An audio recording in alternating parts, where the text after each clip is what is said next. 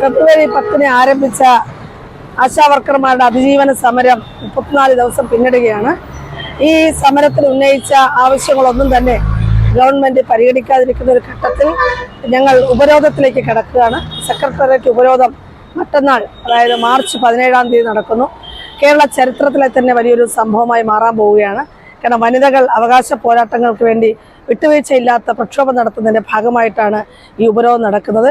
എല്ലാത്തരം വൈതരണികളെയും അതിജീവിച്ചുകൊണ്ട്, പ്രതിസന്ധികളെയും മാറ്റിവെച്ചുകൊണ്ട്, അപവാദ പ്രചരണങ്ങളെയും ഒക്കെ മറികടന്നുകൊണ്ടാണ് ആശാവർക്കർമാർ ഈ ഉപരോധത്തിലേക്ക് കടന്നു വരുന്നത്. തീർച്ചയായിട്ടും ഞങ്ങൾ വിജയിച്ചു മാത്രമേ മടങ്ങിപ്പോകുള്ളൂ എന്ന ആ പ്രഖ്യാപനം അക്ഷരാർത്ഥത്തിൽ നടപ്പിലാക്കാൻ പോവുകയാണ്.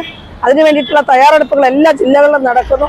ധാരാളം ഭീഷണികളെയും മറ്റ് കുതന്ത്രങ്ങളെയും അതിജീവിച്ചുകൊണ്ടാണ് ഈ പ്രക്ഷോഭ രംഗത്തേക്ക് വരുന്നത്. അതുകൊണ്ട് ഇങ്ങനെ കടന്നു വരുന്ന ആശാവർക്കർമാർക്ക് എല്ലാ പിന്തുണയും സഹായവും പൊതുസമൂഹത്തിൽ ഉണ്ടാകണമെന്നും കൂടി ഈ വേളയിൽ അഭ്യർത്ഥിക്കുന്നു. ആശാവർക്കർമാരുടെ ഓണറേറിയം 21,000 രൂപയാക്കുക, പിരിഞ്ഞു പോകുമ്പോൾ 5 ലക്ഷം രൂപ നൽകുക, പെൻഷൻ അനുവദിക്കുക തുടങ്ങിയ പ്രധാന ആവശ്യങ്ങൾ ഉന്നയിച്ചുകൊണ്ട് നടത്തിവരുന്ന സെക്രട്ടേറിയറ്റ് മുമ്പിൽ നടത്തിവരുന്ന വ്യാപക സമരം 34 ദിവസം പിന്നിടുകയാണ്.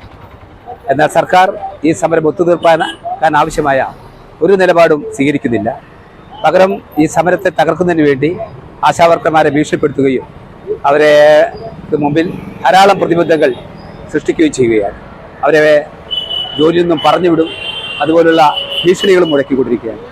എന്നാൽ അതിനെല്ലാം അതിജീവിച്ചുകൊണ്ട് നമ്മൾ സമരം കൂടുതൽ ശക്തമാക്കാനാണ് തീരുമാനിച്ചിട്ടുള്ളത്.